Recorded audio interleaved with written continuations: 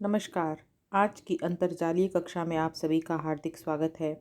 हम कारक प्रकरण का अध्ययन कर रहे हैं। पूर्व के 2 वीडियो में हम कारक शब्द की व्युत्पत्ति, कारक की परिभाषा, उसके प्रकार और प्रथमा विभक्ति के संबंध में जानकारी प्राप्त कर चुके हैं। आज हम द्वितीय विभक्ति के संबंध में जानकारी प्राप्त करेंगे। द्वितीय विभक्ति के प्रयोग में कर्म कारक होता है जिसका चिन्ह है को।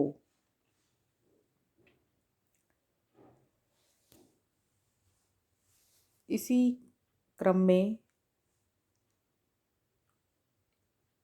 सूत्र है कारके। इसकी वृत्ति है इत्यधिकृत्य। यह जो कारके सूत्र है यह एक अधिकार सूत्र है। कारके सूत्र से आगे आने वाले प्रत्येक सूत्र में कारके इस पद का अधिकार जाता है।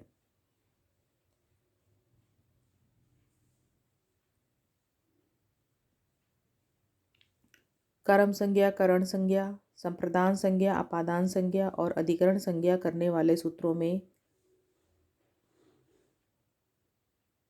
कारके सूत्र से कारकम की अनुवृत्ति जाने से इनके 2 वाक्य बनते हैं। कर्तुरीप्सितमं कारकम और कर्तुरीप्सितमं कर्म। साधकतमं कारकम, साधकतमं करणम।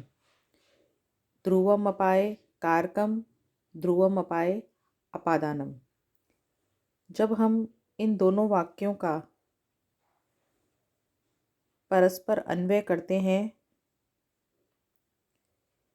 तो वाक्य बनते हैं कर्तुरीप्सितमं कारकम कर्म, साधकतमं कारकम करणम,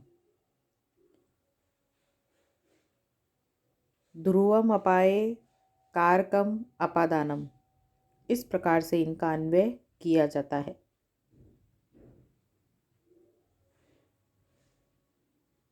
जिसका अर्थ होगा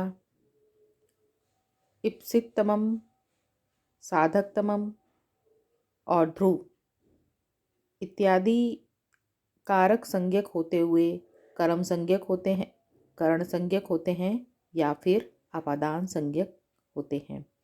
इस तरह से इन दोनों संज्ञाओं का बिना विरोध के इन सूत्रों में समावेश हो जाता है।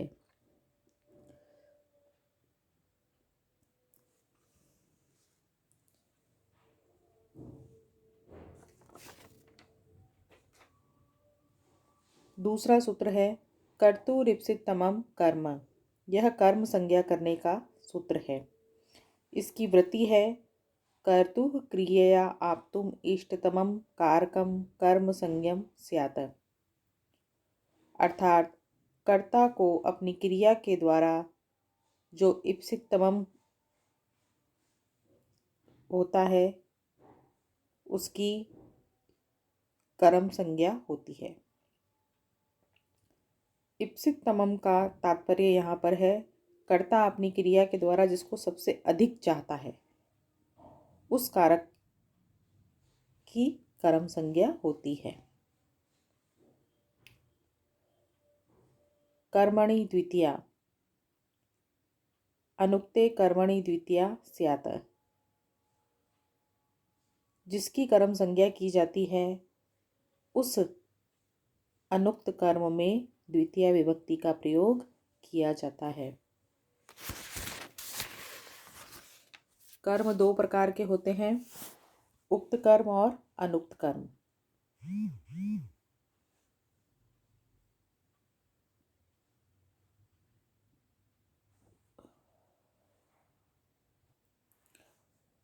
उक्त कर्म में तो प्रथमा विभक्ति होती है और अनुक्त कर्म में कर्मणि द्वितीय सूत्र से द्वितीय विभक्ति का विधान किया जाता है।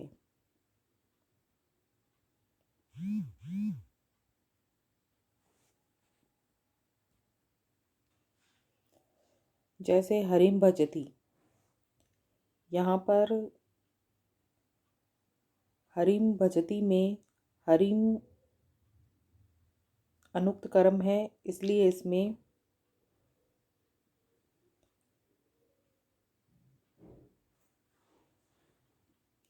कर्तुरिप से तमम कर्म सूत्र से कर्म संज्ञा करके कर्मणि द्वितीया से द्वितीय विभक्ति का विधान किया गया है। इसी प्रकार हरि सेव्यते, इसके अंतर्गत हरि कर्म है जो कि उक्त है। इसमें उक्त कर्म होने के कारण प्रथमा विभक्ति का विधान किया गया है। इसी प्रकार लक्ष्मया सेवितः में भी कर्म के उक्त होने के कारण लक्ष्मया पद में प्रथमा विभक्ति का विधान किया गया है।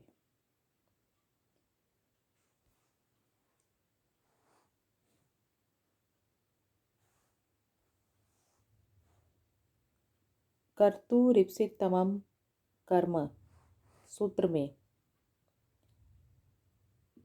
कर्तु पद क्यों रखा गया है?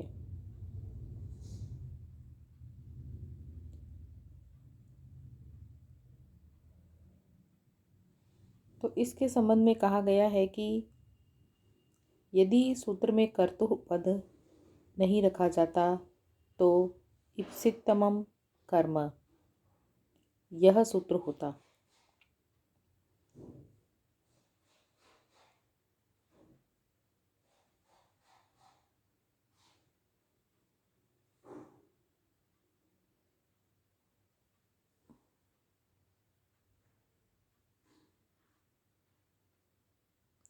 तो इसका उत्तर देते हुए कहा गया है कि माशेष्व अश्वम बदनाति, अर्थात उड़दों के खेत में घोड़े को बांधता है। इस प्रयोग में माश शब्द को कर्म संज्ञा रोकने के लिए सूत्र में कर्तुः पद का प्रयोग आवश्यक है, क्योंकि कर्तुः इस पद के अभाव में सूत्र का अर्थ होगा कारक का जो इप्सितमम है उसे कर्म संज्ञा हो। इस अर्थ के होने पर माशेषु अश्वम बदनाति, इस प्रयोग में कारक अश्व को माश अत्यंत इप्सित है, अतः माश को भी कर्म संज्ञा हो जाएगी। जब सूत्र में कर्तुः पद रखेंगे तो माश को कर्म संज्ञा नहीं होगी, क्योंकि बदनाति क्रिया का कर्म अश्व को ही यहाँ पर माश इप्सित है। बदनाति क्रिया के कर्ता को माश इप्सित नहीं है। कर्ता को तो अश्व की रक्षा करना ही इप्सितमम है।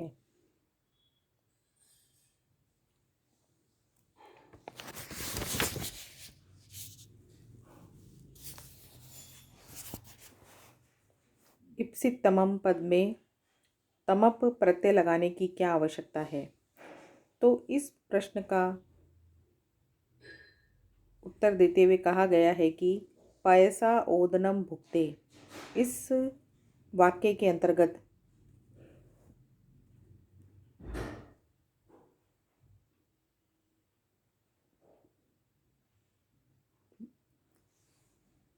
बताया गया है कि दूध से भात खाता है। जब सूत्र में तमप ग्रहण नहीं किया जाएगा तो इसके अभाव में कर्ता की क्रिया के द्वारा प्राप्त करने के लिए चाहे गए को कर्म संज्ञा हो, यह सूत्र का अर्थ होगा। तब पैसा ओदनम भुगते, इस वाक्य में कर्ता को पय और ओदन दोनों ही इप्सित है, क्योंकि वह दोनों ही खा रहा है, अतः पयस को भी कर्म संज्ञा होने लग जाती। तमब जब सूत्र में रहता है तो इससे इप्सित तमम ओदन को ही कर्म संज्ञा होगी। यद्यपि इस वाक्य में भोजनकर्ता दूध और ओदन दोनों ही कहा रहा है। फिर भी ओदन की ही भोजन क्रिया के प्रति प्रधानता रहने से ओदन ही इप्सितमम है और वही कर्म संज्ञक होता है, क्योंकि भोजनकर्ता केवल दूध पीने से ही संतुष्ट नहीं हो सकता है, अपितु दुग्ध मिश्रित ओदन खाने से संतुष्ट होता है। इसलिए इस वाक्य में प्रधानता ओदन की ही है। पयस तो ओदन का संस्कार करने वाला है, ओदन के भोजन में सहायक है। इसी कारण से वह करण है और उसमें तृतीया विभक्ति का प्रयोग किया जाता है।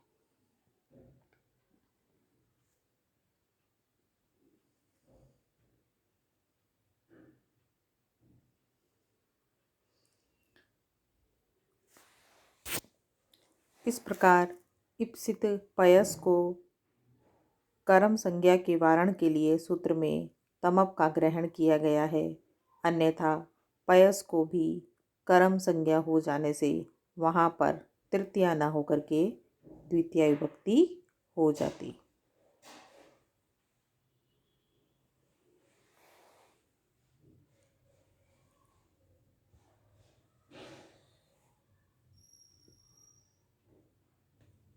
कर्तुरिप्सित तमम कर्म सूत्र में कर्म पद को लगाने की क्या आवश्यकता है? इस प्रश्न के उत्तर में कहा गया है कि अधिशिंग स्थासाम कर्म सूत्र से आधार की अनुवृत्ति आती है तथा इस सूत्र के कर्म पद का अर्थ है क्रिया का आधार। अधि उपसर्ग पूर्वक शिंग स्था और आस धातुओं के आधार की कर्म संज्ञा होती है। यदि यही कर्म कर्तुरिप्सितमम सूत्र में अनुवृत्ति के द्वारा ले आया जाए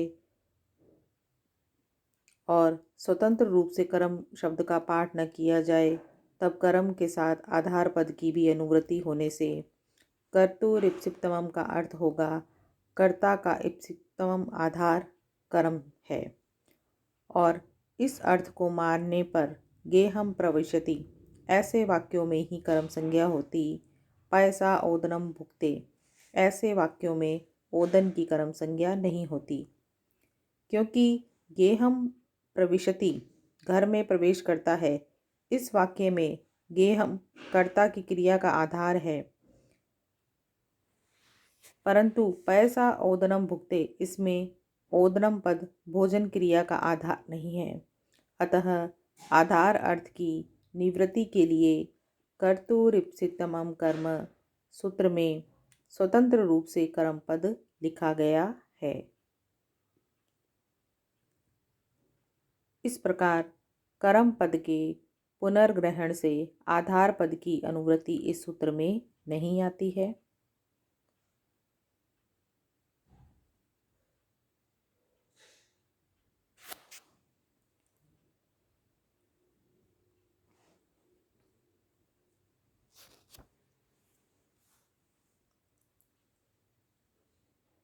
द्वितीय विभक्ति का विधान करने का अगला सूत्र है तथा युक्तम चानिप्सितम।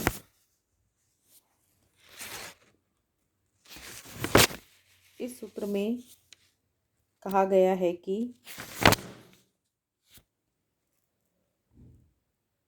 इप्सिततमवत् क्रियया युक्तम अनिप्सिततमपि कारकं कर्म संज्ञं स्यात्।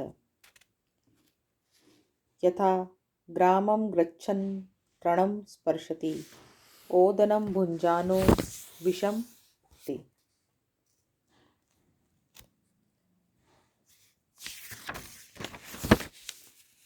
इस सूत्र का अर्थ है कि कर्ता को अपनी क्रिया के द्वारा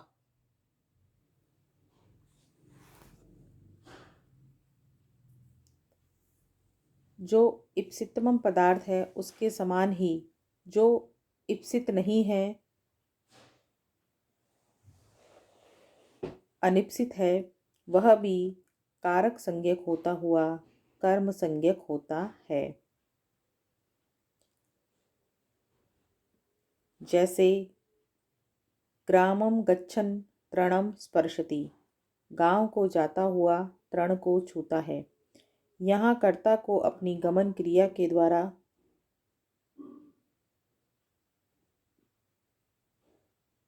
गांव इप्सितमम है, परंतु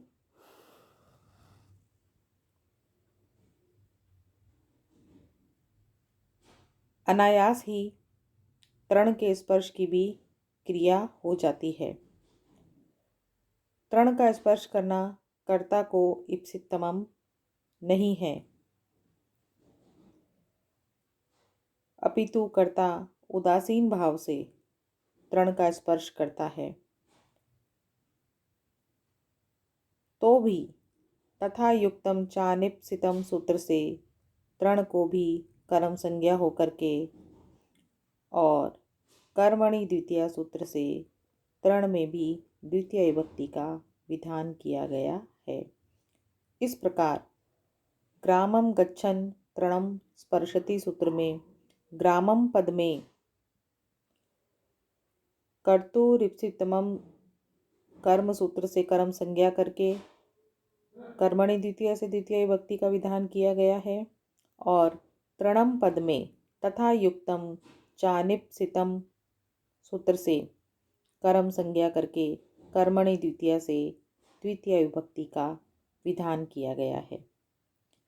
इसी प्रकार ओदनम भुंजानो विषम भुक्ते, यहाँ पर कर्ता को अपनी भुक्ते क्रिया के द्वारा इप्सितमम ओदनम है, अतः इसमें कर्तुरिप्सितमम कर्म सूत्र से कर्म संज्ञा करके कर्मणि द्वितीया से द्वितीय विभक्ति का विधान किया गया है, परंतु विषम पद यहाँ पर अनिप्सित है, इसलिए इसमें तथा युक्तम चानिप्सितम सूत्र से कर्म संज्ञा करके और कर्मणि द्वितीय सूत्र से इसमें भी द्वितीय विभक्ति का विधान किया गया है।